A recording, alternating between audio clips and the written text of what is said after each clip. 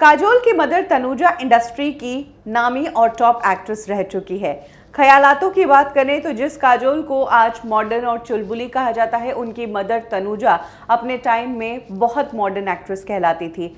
उनके दौर की एक्ट्रेसेस से वो कई ज़्यादा आगे थी और कुछ ऐसी चीज़ें थी उनकी जिस कारण दूसरी एक्ट्रेस उनके साथ रहने में कतराती थी, क्योंकि जो तनुजा सेट पर किया करती थी वैसा और किसी एक्ट्रेस के करने की हिम्मत नहीं थी। तनुजा 60s और 70s में इंडस्ट्री में एक्टिव रही है। इस दौरान उन्होंने कई ब्लॉकबस्टर फिल्में दी है और वो टॉप की एक्ट्रेस थी। ये वो दौर था जब फिल्म इंडस्ट्री में औरतों को लेकर या फीमेल एक्ट्रेसेस को लेकर लोगों के इतने खुले विचार नहीं थे। सेट पर एक आदमी स्मोक करे वो तो आम बात थी, लेकिन अगर कोई लेडी स्मोक करे तो उसकी बात बन जाया करती थी और तनुजा को कई बार इस चीज़ का सामना करना पड़ा।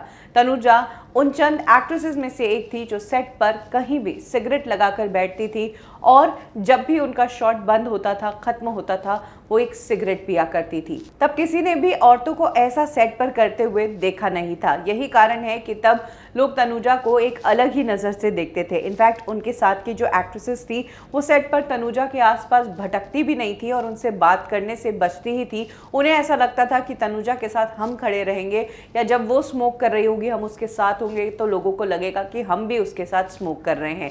यही कारण है कि उनके टाइम की कोई भी एक्ट्रेस उनके साथ खड़ी नहीं रहती थी। तनुजा को कई बार सिगरेट पीते हुए देखा गया। इनफैक्ट एक उम्र होने के बाद भी उनकी सिगरेट पीने की यह लत छूटी नहीं। जहां करियर के दौरान इस लत की कीमत उन्होंने इस रूप में चुकाई कि उनके लिए काफ़ी नेगेटिव खबरें छपी। वहीं एक टाइम के बाद जब ये लत नहीं छूटी तो इसका असर उनकी हेल्थ पर भी पड़ा। इसके अलावा उनकी ये लत उनकी बेटी ने भी पकड़ ली।